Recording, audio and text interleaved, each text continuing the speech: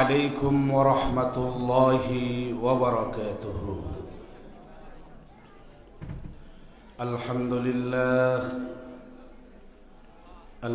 لله نحمده ونستعينه ونستغفره ونؤمن به ونتوكل عليه ونعوذ بالله من شرور أنفسنا ومن سيئات أعمالنا من يهده الله فلا مضل له ومن يضلله فلا هادي له لا ضد له ولا ند له ولا مثل له ولا مثيل له ونشهد أن لا إله إلا الله وحده لا شريك له ونشهد أن سيدنا ونبينا وحبيبنا وحبيب ربنا وطبيبنا وطبيب قلوبنا ومولانا محمد الذي أرسله بالحق بشيرا ونذيرا وداعيا إلى الله بإذنه وسراجا منيرا فقد قال الله سبحانه وتعالى في كلامه المجيد والفرقان الحميد আমার সাথে সবাই পড়ুন আউযু বিল্লাহি মিনাশ শাইতানির রাজীম বিসমিল্লাহির রাহমানির রাহিম হাফিযু আলা الصلوات والصلاة الوسطى وقوموا لله قانتين.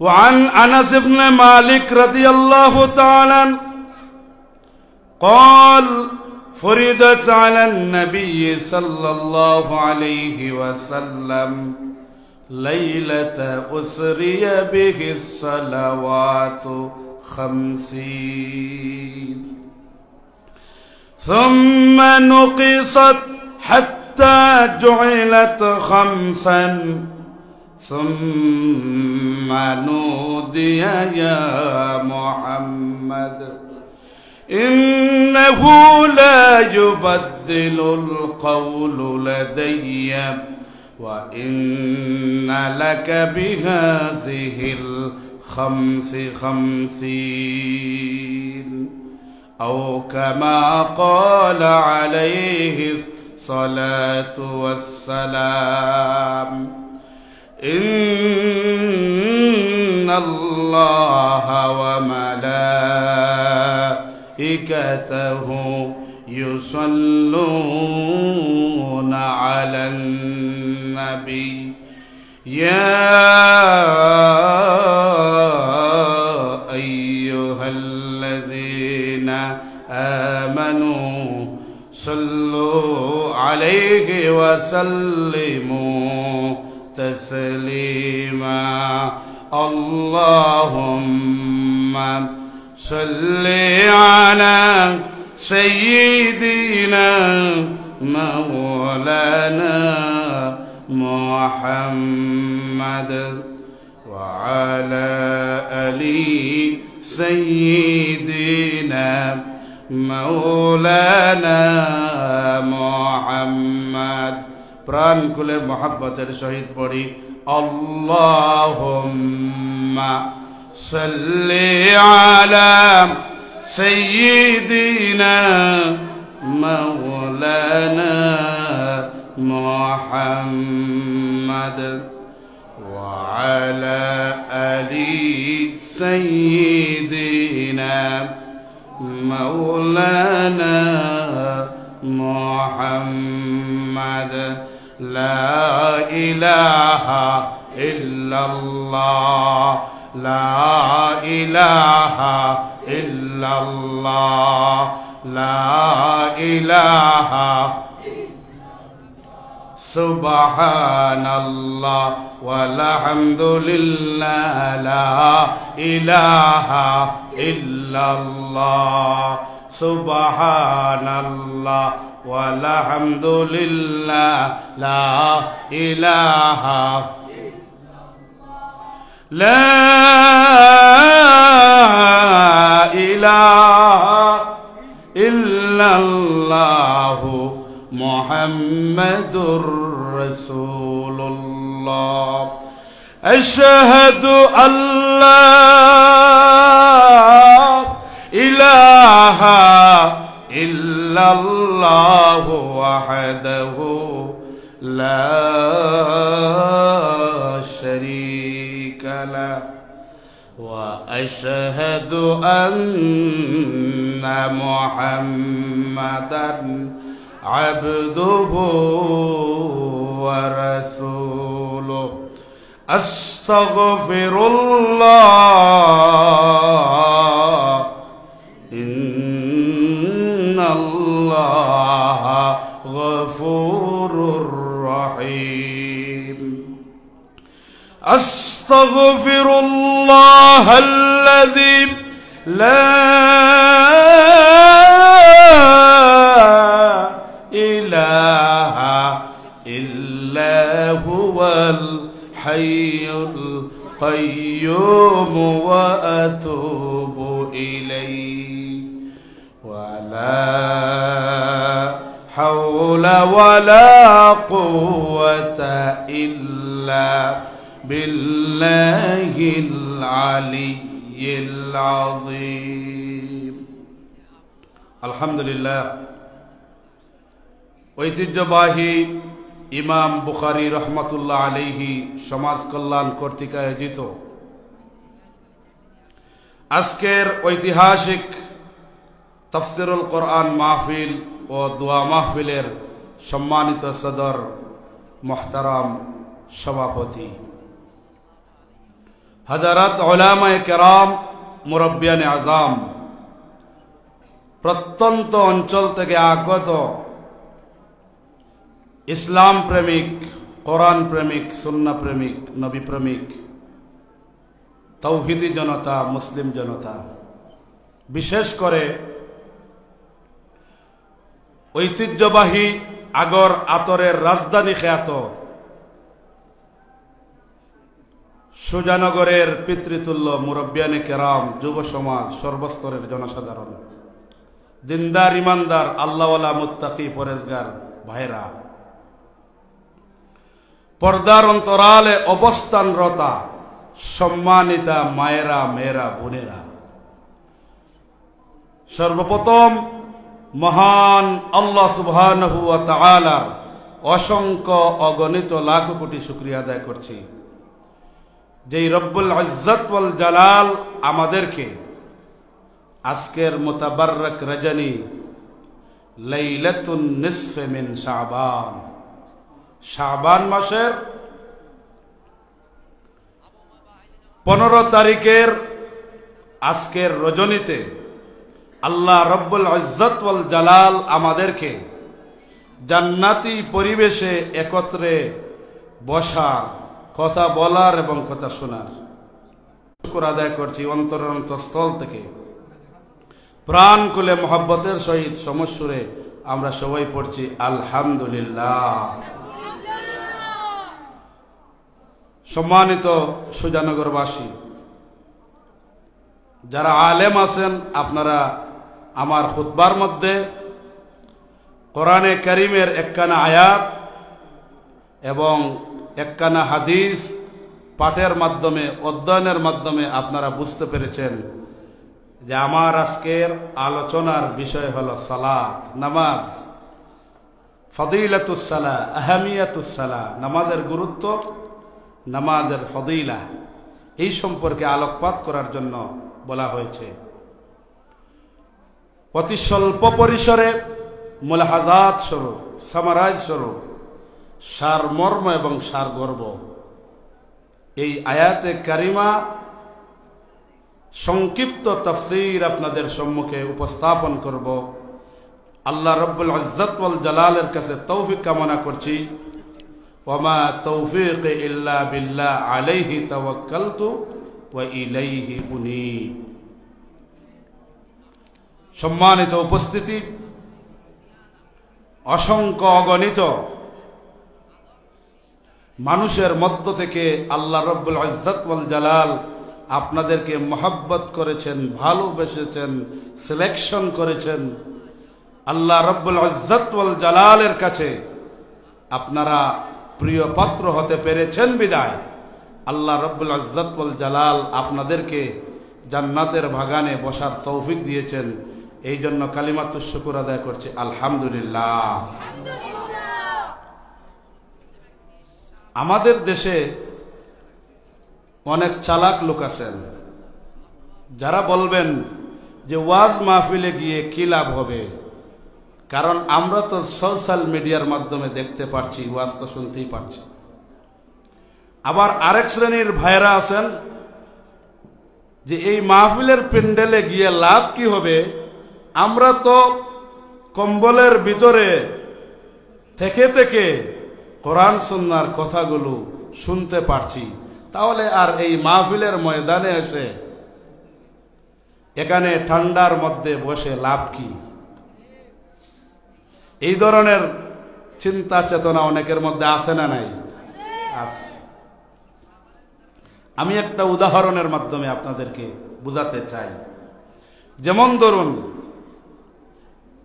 আপনি এখানে আগুন ধরিয়েছেন, মনে করুন এখানে আপনি আগুন ধরিয়েছেন, যদি এখান থেকে আপনি যদি 1 মাইল দূরে অথবা 500 হাত দূরে বা 100 হাত দূরে যদি থাকেন, তাহলে সেই আগুনের, সেই লাইটের তেজ কি আপনার শরীরে লাগবে? লাগবে না। কারণ আপনি আগুন থেকে, লাইট থেকে, আলো থেকে অনেক দূরে, ঠিক কি না? ঠিক তদ্রুপ আল ইলমু নূরুন, ইলম হলো আলো, ইলম হলো লাইট, ইলম হলো নূর। এই নূর থেকে উপকৃত হবে তারা আগ্নির কাছে, অগ্নিকুণ্ডের কাছে যারা বসে, তারা আলো পায়, তারা তাপ পায়। ঠিক তদ্রুপ ইলমের নূর যদি পেতে হয় তাহলে মুবাশারাতান, সরাসরি মাহফিলে আসতে হবে, ঠিক কি না? কারণ দূর থেকে কি আলো পাওয়া যাবে? দূর থেকে কি লাইট পাওয়া যাবে? দূর থেকে কি নূর পাওয়া যাবে? দূর থেকে কি হেদায়েত পাওয়া যাবে? তাহলে যারাই মাহফিলের মধ্যে এসে গেছেন তারাই মূলত বুদ্ধিমান, আর যারাই পলিসি করছেন, যারাই মনস্তাত্ত্বিকভাবে চিন্তা করছেন যে social media and hair sound, মাইকের আওয়াজ আমরা শুনতে পারছি আর নিজেকে অনেক জ্ঞানী ভাবছি, আসলে ওনারা জ্ঞানী নয়। এই জন্য ইলমের নূর পেতে হলে, হেদায়েতের নূর পেতে হলে সরাসরি মাহফিলে আসতে হবে। আর মাহফিলে আসলে লাভটা কি? মাহফিলে আসলে পরে হাদিস শরীফের মধ্যে এসেছে ওয়া নাযালাত আলাইহিমুস সাকিনা, সাকিনা নাজিল হবে, ওয়া গাশিয়াতুহুমুর রাহমা, রহমত মাহফিলকে বেষ্টন করবে। আল্লাহ রাব্বুল আলামিনের অজস্র রহমত, দয়া, করুণা, কৃপা সবকিছু আপনি পাবেন যদি আপনি মাহফিলের ভিতরে, জান্নাতি বাগানের ভিতরে ঢুকে যান। পড়ুন না সুবহানাল্লাহ। এই জন্য আল্লাহর নবী বলেন, ইযা মারারতুম বিরিয়াদিল জান্নাতি ফারতাউ, কিলা ইয়া রাসূলাল্লাহ ওয়া মা রিয়াদুল জান্নাহ, ক্বালা মাজালিসুল ইলম। আল্লাহু আকবার পড়ুন। আল্লাহর নবী বলেন, যখন তোমরা জান্নাতের ভিতর দিয়ে প্রবেশ করবে, যখন তোমরা জান্নাতের ভিতর দিয়ে পরিভ্রমণ করবে, তখন তোমরা জান্নাতের বাগান থেকে কিছু আহরণ করে নিও। জলিলুল কদর সাহাবী একজন প্রশ্ন করলেন, ইয়া রাসূলুল্লাহ ওয়া মা রিয়াদুল জান্নাহ, ওগো নবীজি জান্নাতের বাগান কি? নবীজি বললেন, মাজালিসুল ইলম, ইলমের মজলিস সমূহ হলো জান্নাতের বাগান। সুবহানাল্লাহ পড়বেন না? তাহলে এই মজলিসের নাম কি? ইলমের মজলিস, যেখানে ওহিলব্ধ নির্ভেজাল জ্ঞান, কোরআন সুন্নাহর জ্ঞান আহরণ এবং বিতরণ চলে। যেই মজলিসে, এই মজলিসের নাম কি? মজলিসুল ইলম, ইলমের মজলিস, মারকাজুল ইলম, এটা হলো ইলমের সেন্টার। وفي رواية أخرى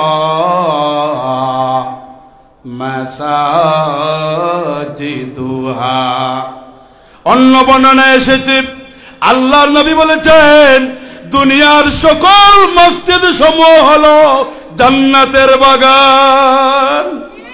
সুবহানাল্লাহ পড়বেন না? ঠিকঠাক না? সুবহানাল্লাহ। وفي رواية أخرى حلق যিকরুল্লাহর মজলিস সমূহ হলো জান্নাতের বাগান। সুবহানাল্লাহ পড়ো। এই জন্য আমার মাহফিলে ঠিকঠাক থেকে সুবহানাল্লাহ, আলহামদুলিল্লাহ, আল্লাহু আকবার এগুলো বেশি বলবেন। ঠিকঠাক বললে সওয়াব নাই, কিন্তু সুবহানাল্লাহ, আলহামদুলিল্লাহ, আল্লাহু আকবার, লা ইলাহা ইল্লাল্লাহ বললে সওয়াব আছে না নাই? আহাব্বুল কালাম ইলাল্লাহি আরবাআ, আল্লাহর কাছে পছন্দনীয় প্রিয় কালাম হলো, বাক্য হলো, কথা হলো চারটি। সুবহানাল্লাহ পড়ুন, সুবহানাল্লাহ ওয়ালহামদুলিল্লাহ লা ইলাহা ইল্লাল্লাহ আল্লাহু আকবার। এই চারটি বাক্য আল্লাহর কাছে খুবই প্রিয়। সুতরাং আল্লাহর প্রিয় হতে হলে, আল্লাহর মাহবুব হতে হলে আমার মাহফিলে বেশিরভাগ এগুলো বলতে হবে। আর মাঝে মধ্যে ঠিকঠাক বললাম, মাঝে মধ্যে বুঝানোর স্বার্থে বললাম যে বুঝে আসছে কিনা, তখন ঠিকঠাক বলবেন।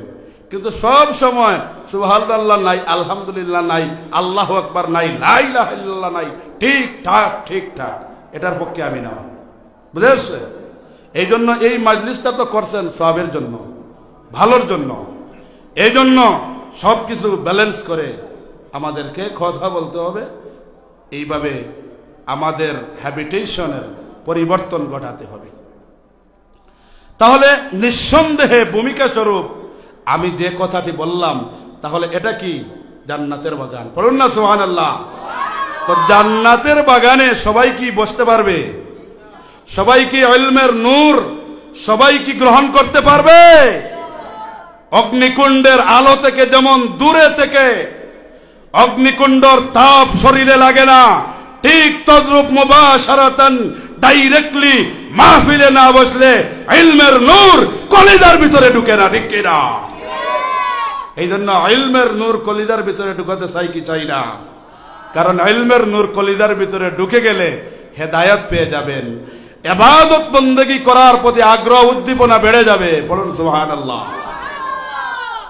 وعن أبي أمامة رضي الله تعالى قال إن لقمان قال لابنه يا بني عليك بمجالس العلماء واستمع كلام الحكماء فإن الله يحيي القلب الميت بنور الحكمة كما يحيي الأرض الميتة بوابل المطر. الله أكبر. بلون حضرت عليك بمجالس العلماء, তুমি উলামায়ে কেরামদের মজলিসে বেশি বেশি বসাকে প্রাধান্য দিবে। ওয়া ইস্তামি' কালামাল হুকামা, বিজ্ঞ শুনবে। ফায়দা কি? আল্লাহর নবী ফায়দা বলেছেন, আকাশ থেকে পানি যখন জমিনের মধ্যে বর্ষিত হয়, মরা জমিন যেমন জিন্দা হয়ে যায়, ইলম মানেন ওয়া আনজালা মিনাস সামাই মাআন ফাআখরাজা বিহি মিনাস সামারাতি রিজকাল লাকুম। আল্লাহ রাব্বুল আলামিন বলেন, আমি আকাশ থেকে পানি বর্ষণ করি, এরপরে ফল ফলাদি শাক সবজি তরুলতা তোমাদের জন্য রিজেক হিসাবে আমি আল্লাহ রাব্বুল আলামিন তোমাদের জন্য উৎপন্ন করে দেই। সুবহানাল্লাহ। এই জন্য কৃষি কাজ করতে হলে পানির দরকার আছে না নাই? ধান ক্ষেত করতে হলে পানির দরকার আছে না নাই? গাছের মধ্যে আমের বোল, পানি না আসলে আমের বোল টিকে না, ঠিক কি না? এই জন্য পানির অপর নাম জীবন। এই পানি শুধু মানুষের উপকারে আসে এমন নয়, দুনিয়ার যত কিছু আছে পানি ছাড়া কেউ বাঁচতে পারে না, ঠিক কি না? এই জন্য আল্লাহ রাব্বুল আলামিন বলেন, আমি আকাশ থেকে পানি বর্ষণ করি, ওয়া আনজালা মিনাস সামাই মাআন ফাআখরাজা বিহি মিনাস সামারাতি রিজকাল লাকুম।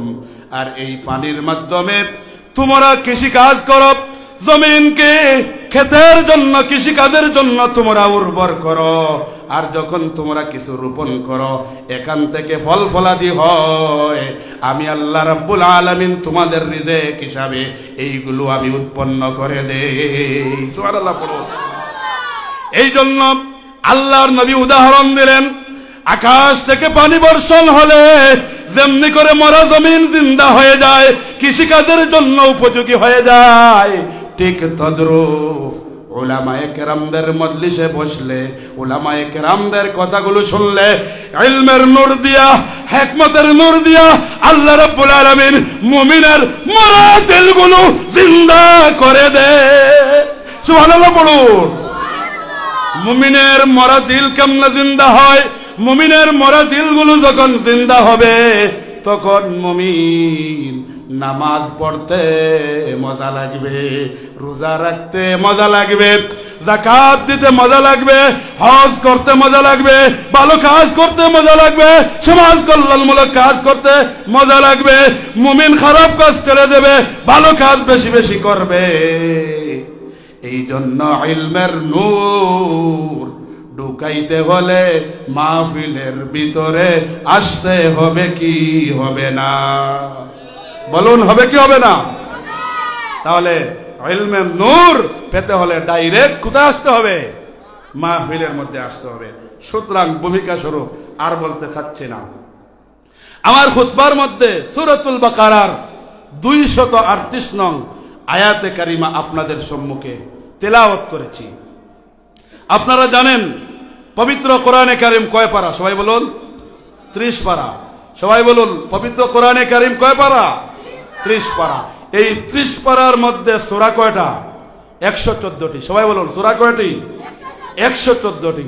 114টি সূরা থেকে সর্ববৃহৎ, সবচেয়ে বৃহত্তম বড় সূরা কোনটি? সূরাতুল বাকারা। সবাই বলুন কোন সূরা? সূরাতুল বাকারা। এই সূরাতুল বাকারা থেকে আমি 238 নং আয়াতে কারিমার সংক্ষিপ্ত তাফসীর উপস্থাপন করব। বলুন ইনশাআল্লাহ। আল্লাহ রাব্বুল আলামিন সূরাতুল বাকারার 238 নং আয়াতে কারিমা ইরশাদ করেন, হাফিজু আলাস সালাওয়াতি ওয়াস সালাতিল ওয়াসতা ওয়া কুমু লিল্লাহি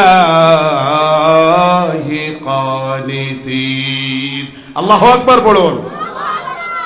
আল্লাহ রাব্বুল আলামিন বলেন, তোমরা নামাজ সময়ের হেফাজত করো, বিশেষ করে মধ্যবর্তী নামাজ সালাতুল আসরের হেফাজত করো।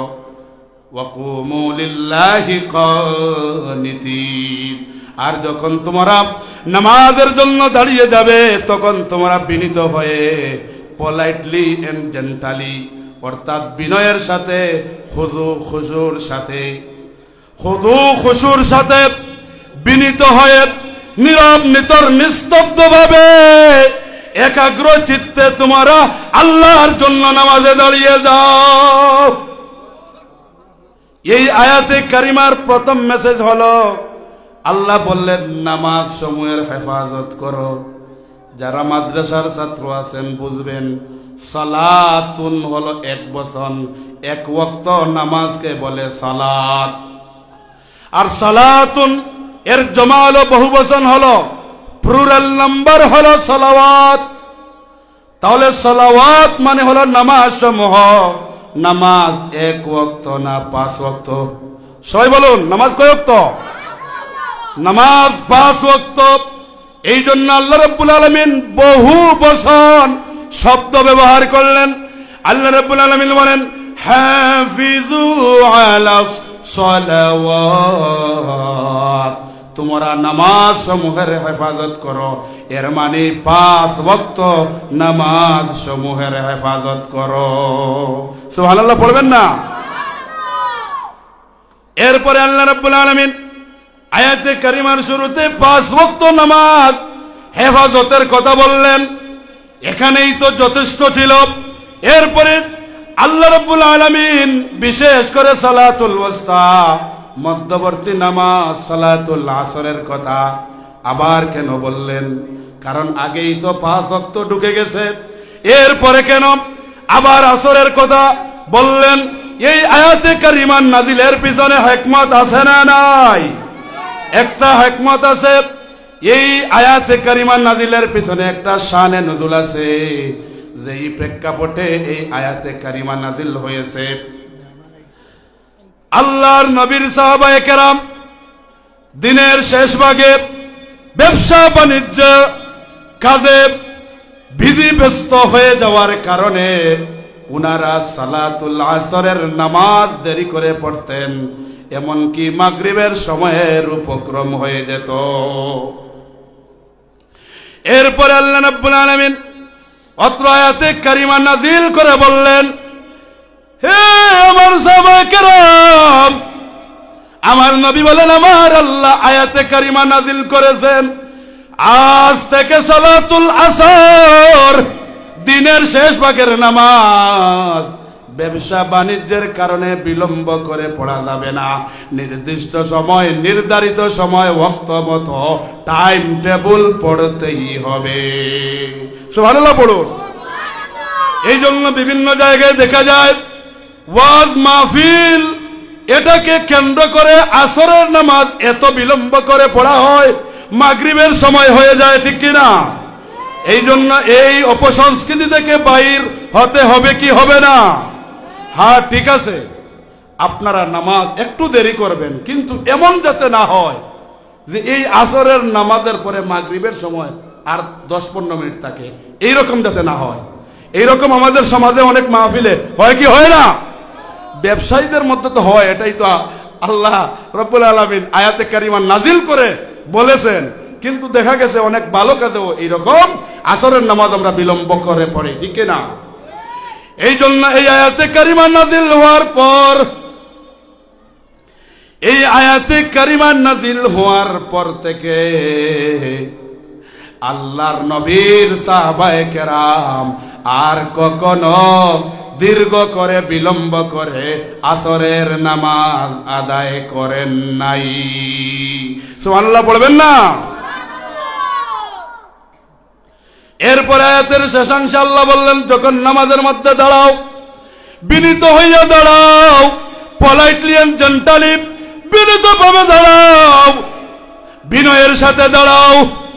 এই আয়াতে কারিমা নাজিলের আরেকটা প্রেক্ষাপট আছে। ইসলামের প্রাথমিক যুগে, প্রথম যুগে নামাজের মধ্যে সালাম দিলে সালামের জবাব দেয়া হতো, নামাজের মধ্যে গুরুত্বপূর্ণ কথা বলা যেত। এই আয়াতে কারিমা নাজিলের মাধ্যমে আল্লাহ রাব্বুল আলামিন নামাজের মধ্যে কথা বলাকে, নামাজের মধ্যে সালামের জবাব দেয়াকে চিরতরে হারাম ঘোষণা করে দিলেন। নামাজের মধ্যে যদি কেউ কথা বলে তার নামাজ ফাসিদ হয়ে যাবে, তার নামাজ ভঙ্গ হয়ে যাবে, তার নামাজ ডিস্ট্রয় হয়ে যাবে, তার নামাজ বাতিল হয়ে যাবে, তার নামাজ আল্লাহর দরবারে কবুল হবে না। বুঝে আসছে? তাহলে আমাদের নামাজ, আপনি যদি বিনীত হইয়া একাগ্র চিত্তে নামাজ আদায় করেন, তাহলে আল্লাহ রাব্বুল আলামিন মুমিনের গুণ বলে লাস্টে বলেছেন যে এরা হলো জান্নাতুল ফেরদাউসের ওয়ারিস। সুতরাং খুশু এবং খুশুর সাথে একাগ্র চিত্তে আল্লাহকে রাজি খুশি করার জন্য ফরজ, ওয়াজিব, সুন্নাত, মুস্তাহাব, নামাজের হুকুম আহকাম, রুকুন, শর্ত সবগুলো মেনটেন করে, যদি সবগুলো ফলো করে আমরা যদি নামাজ আদায় করি, তাহলে আল্লাহ রাব্বুল আলামিন আমাদেরকে জান্নাতুল ফেরদাউস দিবেন। পড়ুন না সুবহানাল্লাহ। এই জন্য নামাজ হলো বুনিয়াল ইসলাম আলা খামসিন, ইসলাম 5টি স্তম্ভের উপর প্রতিষ্ঠিত, ইসলাম 5টি পিলারের উপর সুপ্রতিষ্ঠিত। এর মধ্যে একটা হলো সালাত, নামাজ। পড়ুন না সুবহানাল্লাহ। এই জন্য আমরা নামাজ বলার চাইতে সালাত বলার মধ্যে সব বেশি। পড়ুন সুবহানাল্লাহ। নামাজ হলো ফার্সি শব্দ, ভাষাগতভাবে যদি আপনি নামাজ বলেন, তাহলে এই নামাজ শব্দটা আপনি বললেন, কিন্তু কোনো সওয়াব পাওয়া যাবে না, কারণ নামাজটা হলো ফার্সি শব্দ। কিন্তু যদি আপনি সালাত বলেন, সালাতের মধ্যে 5টা অক্ষর আছে। আপনি যখন সালাত বললেন, সালাত বলার সাথে সাথে আল্লাহ রাব্বুল আলামিন 50টি নেক আমল আপনার নামা আমলে আল্লাহ রাব্বুল আলামিন দিয়ে দিবে। তাহলে আমরা নামাজের প্রচলন করব না, সালাতের প্রচলন করব। সালাতের, কারণ আপনি আরবিক কান্ট্রিতে গেলে তারা কি বলে? সালাত বলে। আমাদের দেশেও এখন নামাজের তুলনায় সালাত এই শব্দের শাব্দিক প্রচলন শুরু হয়ে গেছে। এই জন্য নামাজ বললে হারাম হবে এটা বলছি না, বলছি নামাজ বলার চাইতে সালাত যদি বলেন তাহলে এটা ভালো, কারণ সালাত এটা 5টি শব্দ। সালাত বলার সাথে সাথে একটা হরফ পড়লে কত নাকি? 10 নাকি। তাহলে 5টা হরফ আপনি পড়লেন, কত নাকি পেলেন? 50 নাকি পেয়ে গেলেন। সুবহানাল্লাহ পড়বেন না? তাহলে আমরা নামাজ বলবো না সালাত বলবো? কিন্তু কেউ যদি নামাজ বলে আমরা তাকে ভুল বলে সাব্যস্ত করব না। বুঝে আসছে? তাহলে আল্লাহ রাব্বুল আলামিন সূরাতুল বাকারার 238 নং আয়াতে কারিমা ইরশাদ করেন, আল্লাহ রাব্বুল আলামিন বলেন, হাফিজু আলাস সালাওয়াত। আল্লাহ রাব্বুল আলামিন বলেছেন তোমরা নামাজ সময়ের হেফাজত করো। আকসার তাফসীর গ্রন্থের মধ্যে লেখা হয়েছে নামাজের হেফাজত করার অর্থ কি? নামাজের হেফাজত করার অর্থ হলো আল মুহাফাজাতু আলা ওয়াক্তিহা, নির্ধারিত সময় নির্দিষ্ট সময় ওয়াক্ত মতো নামাজ আদায় করা মানে হলো নামাজের হেফাজত করা। সুবহানাল্লাহ পড়ো।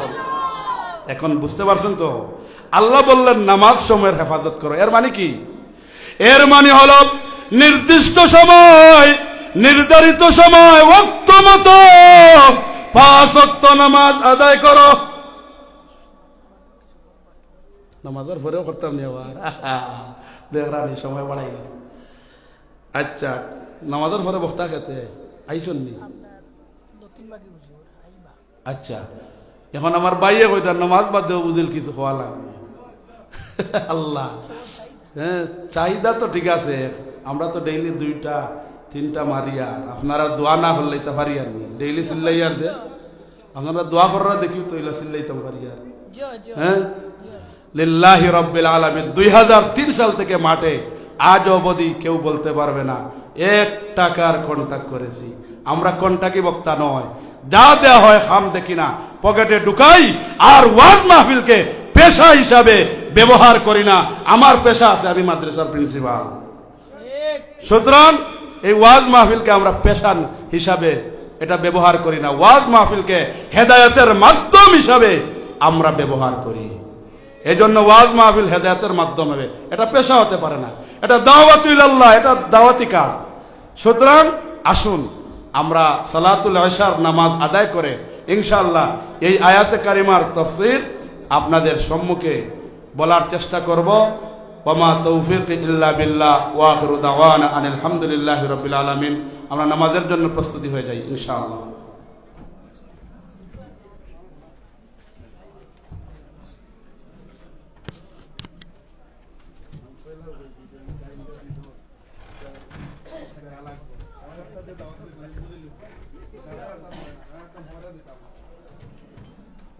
আলহামদুলিল্লাহ, আমাদের প্রধান অতিথি সুদূর খুলনা থেকে ইতিমধ্যে আমাদের জুড়ি উপজেলায় এসে পৌঁছে গেছেন। নির্ধারিত সময়ে আমাদের প্রধান অতিথি নসিহতপূর্ণ তাফসীর পেশ করবেন ইনশাআল্লাহ।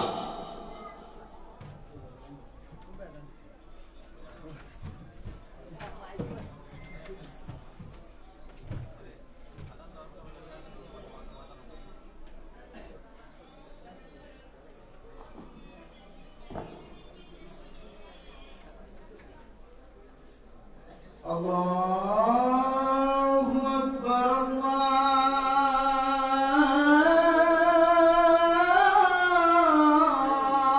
আল্লাহু আকবার,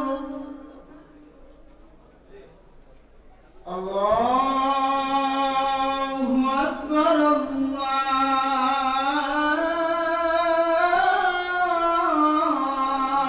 আল্লাহু আকবার। أشهد أن لا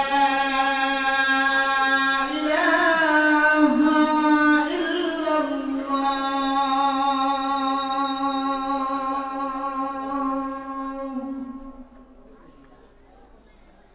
أشهد أن لا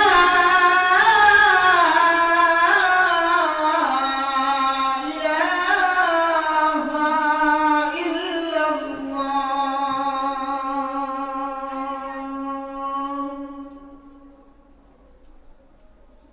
أشهد أن محمدا